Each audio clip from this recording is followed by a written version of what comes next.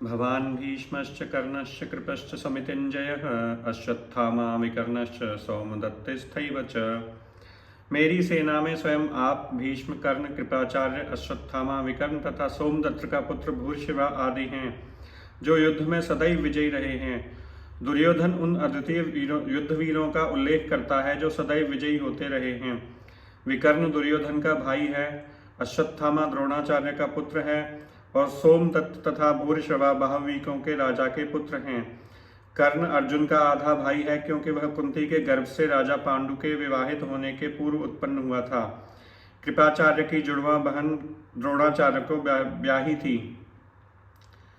अन्ये च बहवः शूरा मदर्थे त्यक्तजीविताः नाना शस्त्र प्रहरणाः सर्वे युद्ध विशारदाः। ऐसे अनेक वीर भी हैं जो मेरे लिए अपना जीवन त्याग करने के लिए उद्यत हैं। वे विविध प्रकार के हथियारों से सुसज्जित हैं और युद्ध विद्या में निपुण हैं। जहाँ तक अन्यों का तथा जयद्रथ, कृतवर्मा तथा शल्य का संबंध है, वे सब दुर्योधन के लिए अपने प्राणों की आहुति देने के लिए तैयार रहते थे।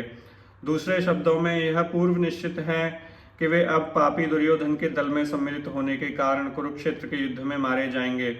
निस्संदेह अपने मित्रों की संयुक्त शक्ति के कारण दुर्योधन अपनी विजय के प्रति आश्वस्त था।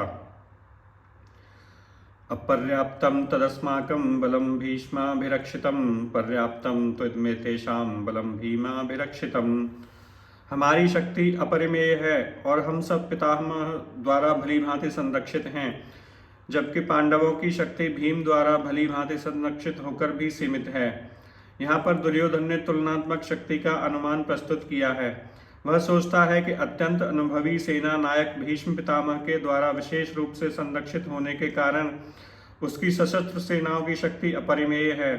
दूसरी ओर पांडवों की सेनाएं सीमित हैं, क्योंकि उनकी सुरक्षा एक कम अनुभवी नायक भीम द्वारा की जा रही है, जो भीष्म की तुलना में नगण्य है।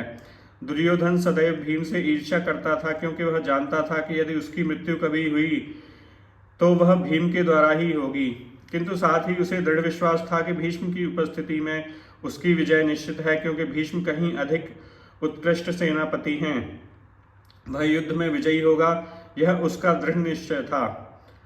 अयनेषु च सर्वेषु यथा भागम वस्थिताः भीष्ममेवाभिरक्षन्तु भवन्तः सर्व एव हि। अतएव सैन्य व्यूह में अपने अपने मोर्चों पर खड़े रहकर आप सभी भीष्म पितामह को पूरी पूरी सहायता दें। भीष्म पितामह के शौर्य की प्रशंसा करने के बाद दुर्योधन ने सोचा कि कहीं अन्य योद्धा यह न समझ लें कि उन्हें कम महत्व दिया जा रहा है। अतः दुर्योधन ने अपने सहज कूटनीतिक ढंग से स्थिति संभालने के उद्देश्य से उपयुक्त शब्द कहे। उसने बलपूर्वक कहा कि भीष्मदेव निस्संदेह महानतम योद्धा हैं, किंतु अब वे वृद्ध हो चुके हैं। अतः प्रत्येक सैनिक को चाहिए कि चारों ओर से उनकी सुरक्षा का विशेष ध्यान रखे। हो सकता है कि वे किसी एक दिशा में युद्ध करने में लग जाएं और शत्रु इस व्यस्तता का लाभ उठा लें।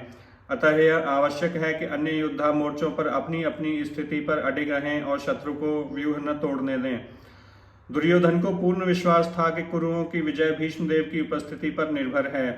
उसे युद्ध में भीष्मदेव तथा द्रोणाचार्य के पूर्ण सहयोग की आशा थी, क्योंकि वह अच्छी तरह जानता था कि इन दोनों ने उस समय एक शब्द भी नहीं कहा था जब अर्जुन की पत्नी द्रौपदी को असहाय अवस्था में भरी सभा में नग्न किया जा रहा था और जब उसने न्याय की भीख मांगी थी।